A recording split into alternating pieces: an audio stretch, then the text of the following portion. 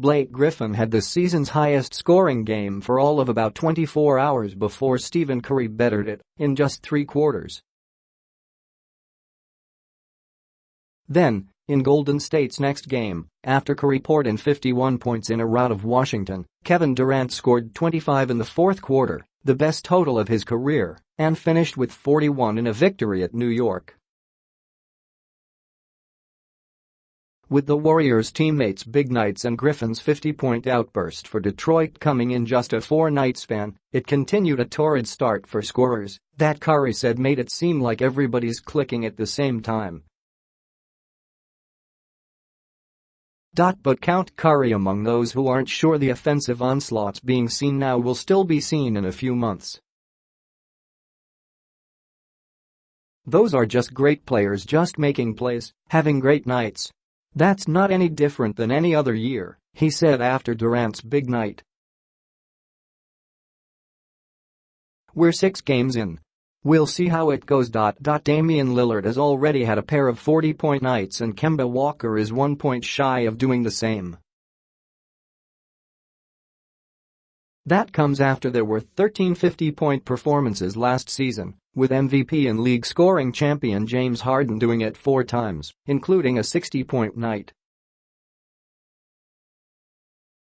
The increased emphasis on the three-point shot and the league's focus on allowing freedom of movement on the perimeter have opened up the offenses. Players who aren't known as scorers can have big nights, and guys who think they would have been unstoppable. I'd average easily 35-40 points a game. Easily 2-time scoring champion Tracy McGrady said in a quote tweeted by the Orlando Magic. I mean, I averaged 32 without even shooting that many threes. Curry has made at least 5 three-pointers in every game, but even guys who don't stray outside the arc are benefiting from it.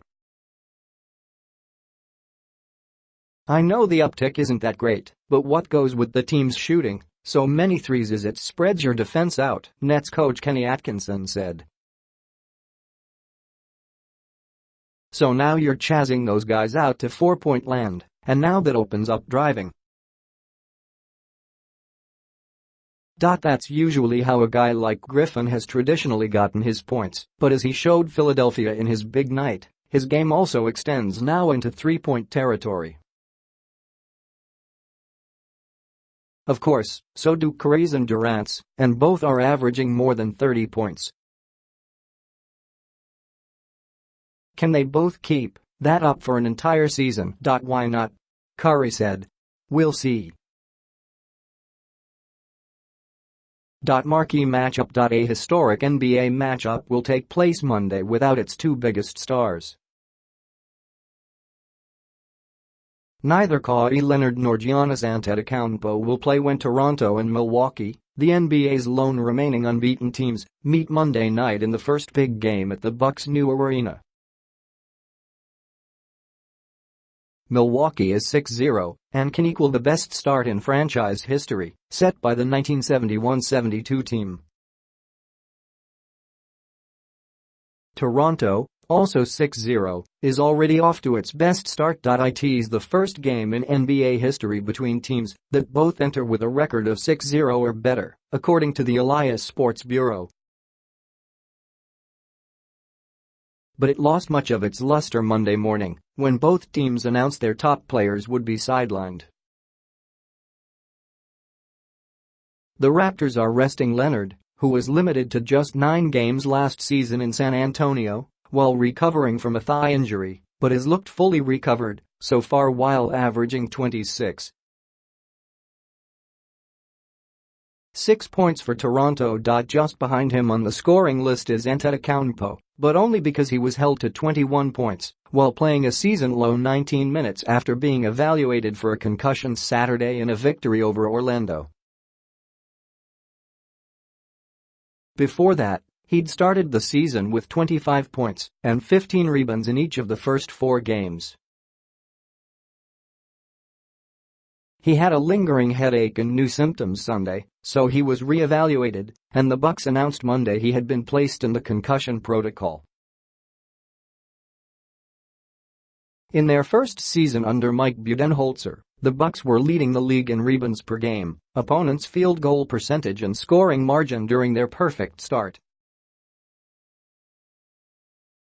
Other games to watch. New Orleans at Portland, Thursday. The Pelicans' first-round sweep was a painful end to Portland's 49-win season. Houston at Brooklyn, Friday. The Rockets will hope to start their road trip by getting Harden back from a hamstring injury. Detroit at Philadelphia, Saturday. His matchup with rival Andre Drummond is an afternoon tip, giving Joel Embiid plenty of time for social media taunting after. Toronto at the Lakers, Sunday. If Leonard does want to be in Los Angeles, here's a chance for LA fans to show the feeling is mutual. No surprise. Steve Kerr has coached against him in the last 3 NBA finals, so he knows how good of a coach Tyronn Lue is. Yet he wasn't surprised when Cleveland decided to fire Lue on Sunday. Nothing really surprises me in the NBA, Kerr said. Circumstances dictate everything in this league, and as coaches we all know we are completely reliant on our talent, and if you've got talented players then you have a chance. And when LeBron left and the team sort of split up, it left Ty in a very precarious situation. Larry Drew will be the interim coach for the Cavaliers, who try to end their 0-6 start when they host Atlanta on Tuesday. As for Lue, Kerr expects to see him again. Guy's done a hell of a job, Kerr said. I know from coaching against him in the finals several years in a row he's good.